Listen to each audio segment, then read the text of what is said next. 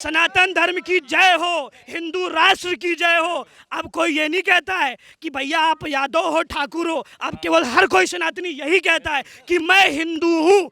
गर्व से कहो मैं हिंदू हूँ। और जब तक भारत हिंदू राष्ट्र घोषित नहीं होता, एक देश एक कानून नहीं होता, भारतीय जनता पार्टी ने हर एक नागरिक को सामान्यता का अधिकार दिया, यूसीसी बिल लाने का प्रस्ताव रखा। और यह चोर उचक्के जो चाहते हैं कि अगर सारी समस्या खत्म हो जाएगी तो साला हम सरकार कैसे बनाएंगे, लोगों को क्या कैसे बनाएंगे, बेवकूफ़ कैसे बनाएंगे। आज की डेट में जो मुसलमान अशिक्षित है, वो पढ़ नहीं पाता है, अपने भविष्य को बना नहीं पाता है। इसका मूलतः कारण कांग्रेस पार्टी है। मैं बताता हूँ, मुस्लिम समुदाय के जितने लोग हैं, अगर आज वो अशिक्षित हैं, रोजगार के मामले में और शिक्षा के मामले में पीछे हैं, तो केवल और केवल कांग्रेस, समाजवादी पार्टी और बहुजन समाजवादी पार्टी की जातिगत राजनीति के कारण। मैं कहना ये चाहता हूं कि देखो, अखिलेश यादव अगर ये कह रहे हैं कि भारतीय जनता पार्टी को सरकार चलानी नहीं आती है, तो अखिलेश बाबू आपको क्या आता है? आपको तो केवल साइकिल चलाना आता है। साइकिल चलाकर लोगों की चैन उतारना जानते हैं।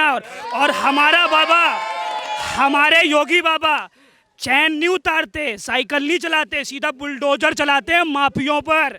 और अगर राहुल गांधी ये कह रहे हैं कि मोदी जी को सरकार चलानी नहीं आती है, मोदी जी को सरकार चलानी नहीं आती तो लोकतंत्र की हत्या भी कर रहे हैं, लोकतंत्र की हत्या भी कर रहे हैं।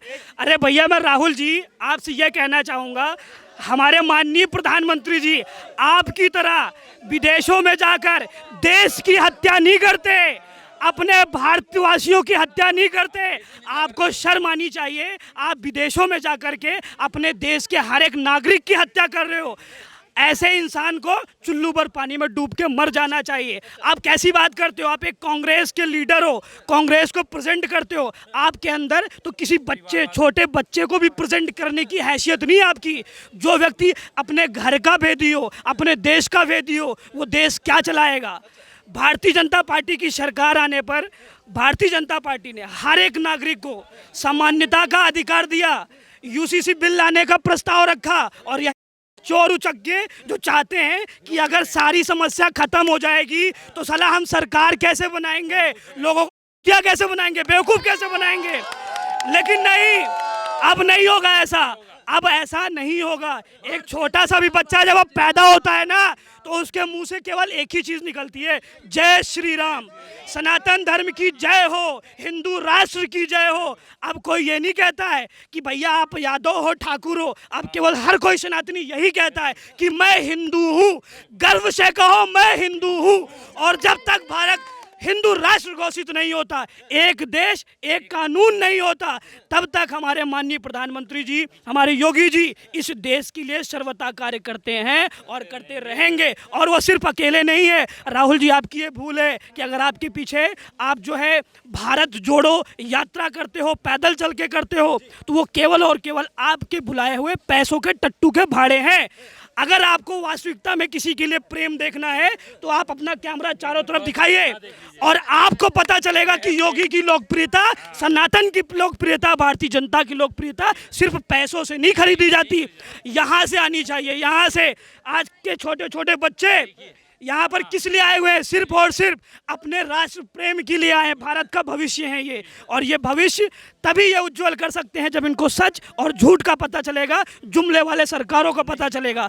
आगे भविष्य भारतीय जनता पार्टी तय करेगी। हिंदू राष्ट्र घोषित होगा, यूसीसी लागू होगा और आपका जनसंख्या कानून नियंत्रण भी लागू होगा। कांग्रेस जिस तरह से कहती है कि भाजपा हिंदू मुस्लिम करवाती है, अल्पसंख्यक खतरे में है भाजपा के राज में, क्या लगता है आपको? भैया एक बात बताइए, आज से पहले मुझे तो लगता है कि अगर हिंदू मुस्लिम जो है खतरे में है, तो इससे पहले मुसलमानों को जो सुविधा कांग्रेस ने दी, और मात्र 5 से 10 सालों में भारतीय जनता पार्टी, अभी एक एबीपी न्यूज़ और आज तक का सर्वे हुआ था जिसमें बिहार में मुस्लिम समुदाय के लोगों से पूछा गया था क्या आप प्रधानमंत्री जी के कार्य से खुश हैं, तो उनका एक ही जवाब था कि क्या प्रधानमंत्री जी जब कोई योजना निकालते हैं तो ये कहते हैं कि अखिलेश बबुआ हम ये कह रहे हैं कि जो भी योजना होगी मुस्लिमों को नहीं मिलेगी। क्या ऐसा कहते हैं? नहीं कहते हैं। जब हॉस्पिटल में एक पर्याप्त सुविधा का लाभ उठाने कोई भी व्यक्ति जाता है, चाहे वो किसी विशेष समुदाय का हो, कोई भी जो है मजहब का हो, योगी जी ये नहीं कहते हैं कि मुस्लिमों को ये चीज़ नहीं मिलेगी। प्रधानमंत्री जी ने आवाज़ दिया, उन्होंने ये नहीं कहा मुस्लिम को नहीं मिलेगा। ये राजनीति का काम, मुसलमानों को अशिक्षित करने का काम। आज की डेट में जो मुसलमान अशिक्षित है, वो पढ़ नहीं पाता है, अपने भविष्य को बना नहीं पाता है। इसका मूलतः कारण कांग्रेस पार्टी है। मैं बताता हूँ, मुस्लिम समुदाय के जितने लोग हैं, अगर आज वो अशिक्षित हैं, रोजगार के मामले में और शिक्षा के मामले में पीछे हैं, तो केवल और केवल कांग्रेस, समाजवादी पार्टी और बहुजन समाजवादी पार्टी की जातिगत राजनीति के कारण आज भारतीय जनता पार्टी समानता का अधिकार देती है। शिक्षा में मुस्लिम समुदाय के लोगों को बढ़ने का मौका देती है। शिक्षा हो, रोजगार हो, हर किसी को सामान्यता का अधिकार देती है, वो केवल भारतीय जनता पार्टी देती है। और अगर मुस्लिम भाई लोगों से मैं निवेदन करूंगा कि अगर योगी जी प्रदेश में और केंद्र में मोदी जी रहेंगे, तो आपकी आने वाली नस्लें और पीढ़ियां जो शिक्षा से दूर रही हैं, जिनके दिमाग में जिहादी मानसिकता भरी गई है, लव जिहाद भरा गया है, उनसे दूर करने का एक ही कारण है कि आप मोदी और योगी का सपोर्ट कीजिए। आपके बच्चे पढ़ेंगे, लिखेंगे, रोजगार करेंगे, एसपी, एसएसपी, डीएसपी, एसीपी बनेंगे। अगर तुमने उन को वोट दिया, उन राजनीति जातिवाद के लोगों को रोज आपने वोट दिया, तो केवल और केवल आपके बच्चे रोड पे जूते सिलते नजर आएंगे और फल बेचते आएंगे। बस एक चीज आपसे पूछूंगा, योगी आदित्यनाथ की सरकार में और पूर्व मुख्यमंत्री अखिलेश यादव की सरकार में क्या अंतर नजर आता है? अंतर मैं बता देता हूं। अंतर यही है कि हम एक प्रवासी हैं, हम एक बिहार से बिलोंग करते हैं। आज हम ड्यूटी करके अगर अपने घर में सुरक्षित आ जाते हैं, इससे बड़ा हमें और मुख्यमंत्री क्या चाहिए? सबसे बड़ा अंतर मैं बता देता हूँ। पहले क्या होता था, अंतर जानना है आपको। एक मैं छोटी सी स्वाभाविक चीज़ों की बात करता हूँ।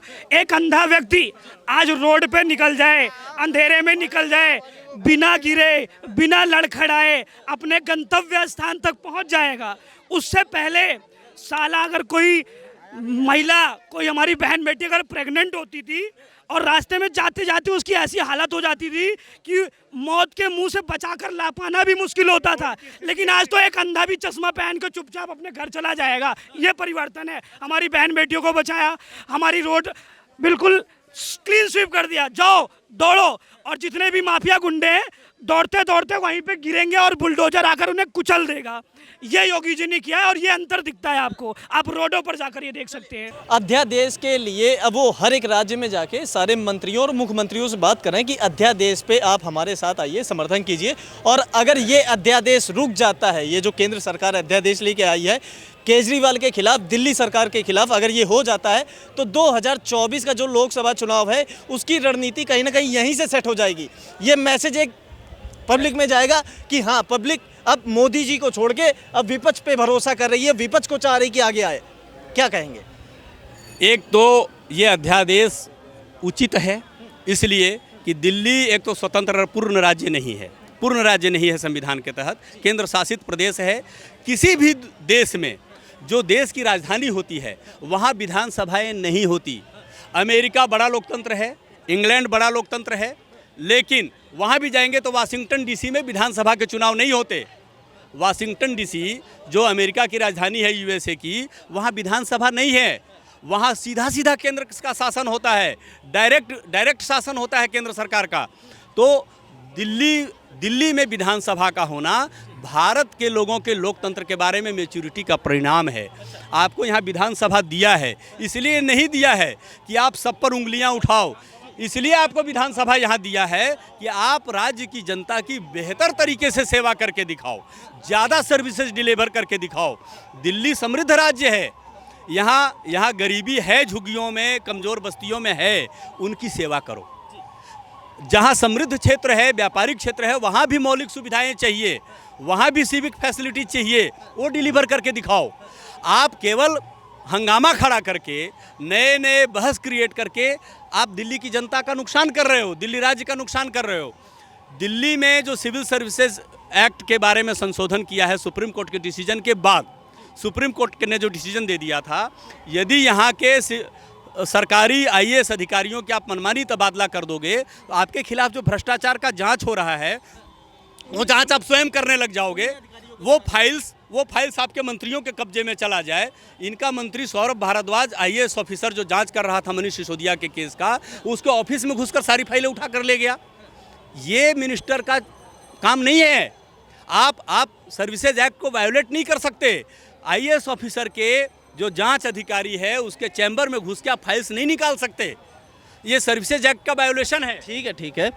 2024 के चुनाव में जिस तरह से केजरीवाल अपनी पेशकश पेश कर रहे हैं कि हम प्रधानमंत्री बनने के दावेदार हैं, हम चौथी पास राजा भी नहीं हैं, प्रधानमंत्री मोदी को चौथी पास राजा कह के संबोधित करते हैं, अनपढ़ राजा करके संबोधित करते हैं। क्या लगता है कि प्रधानमंत्री मोदी को टक्कर देने के लिए अरविंद केजरीवाल के पास में इतना दमखम है कि वो मोदी जी को टक्कर दे लेंगे? अरविंद केजरीवाल गए थे बनारस चुनाव लड़ने। मैं एक बार आग्रह करता हूं, फिर से आइए बनारस चुनाव लड़ने। फिर से लड़ लीजिए, आजमा लीजिए, भाग्य का फैसला हो जाएगा। और नहीं, आपको अगर शौक है तो आइए, जहां से राहुल गांधी चुनाव लड़े केरला में, वहां से चुनाव लड़के देख लीजिए। राहुल गांधी को हराकर वायनाड से देख लीजिए, तो आपको समझ में आ जाएगा ना कि आप कितने काबिल हैं। आप गए बनारस, चुनाव लड़के जमानत जब्त करा के आ गए, उसके बाद दोबारा उत्तर प्रदेश की ओर आप जा नहीं रहे। उत्तर प्रदेश आइए ना, राजस्थान की जनता आपको भाव नहीं देने वाली। उत्तर प्रदेश गए थे अखिलेश यादव से मिलने, समर्थन मांगने उस पे अध्यादेश पे। ना अखिलेश यादव का समर्थन मिलेगा, ना यूपी की जनता का समर्थन मिलेगा, ये उनको मालूम है। और ये जो बैसाखी है, तुम्हारा गीत तुम गाओ ना, दूसरे क्यों गाएंगे? अखिलेश के प्रॉब्लम दूसरे हैं, उनके प्रॉब्लम में केजरीवाल खड़े नहीं हो सकते। मायावती के प्रॉब्लम दूसरे हैं, ममता बनर्जी के प्रॉब्लम दूसरे हैं, तेलंगाना के जो मुख्यमंत्री हैं उनके प्रॉब्लम अलग हैं। तो कुल मिलाकर ये सब, बिहार के मुख्यमंत्री भी अलग पीएम कैंडिडेट हैं। ये कितने पीएम कैंडिडेट बनेंगे, कितने लोग पीएम बनेंगे? तो इनमें तालमेल बैठेगा कैसे? चलिए, बात करने के लिए शुक्रिया आपका। भाई साहब क्या नाम है? वशिष्ठ भगत नाम हुआ मेरा। कहाँ से हो? बिहार से हैं। बिहार से। 2024 का चुनाव आ रहा है, प्रधानमंत्री इस बार किसको बना रहे हो आप? देखिए, सबसे बड़ी बात है कि आप लोग, जितना भी मीडिया है वो लोकतंत्र का तीसरा स्तंभ होता है। चौथा स्तंभ मान रहे हैं, लेकिन लिखा हुआ है, ठीक है, लेकिन आप लोग जो सवाल जो कर रहे हैं जनता से एकदम सरासर गलत कर रहे हैं। अच्छा, अब मैं बताता हूँ क्यों कर रहे हैं। आप ही बता दीजिए क्या सवाल करना चाहिए, आप ही बता दीजिए। सवाल ये करना चाहिए कि जिस आप क्षेत्र में हैं, यहाँ चांदनी चौक क्षेत्र में है, दिल्ली के चांदनी चौक क्षेत्र संसदीय क्षेत्र है, यहाँ के संसद के बारे में आप चर्चा कीजिए। आप प्रधानमंत्री के चर्चा करके लोगों को गुमराह कर रहे हैं। प्रधानमंत्री क्या पाकिस्तान से बन के आता है, अफगानिस्तान से बन के आता है? मैं आपसे पूछूंगा, ठीक है, यहाँ से बन के आता है? आप पहले ये जवाब दीजिए। भारत से ही आता है। तो हम बात कहाँ करेंगे? अफगानिस्तान में जाना होगा। हाँ?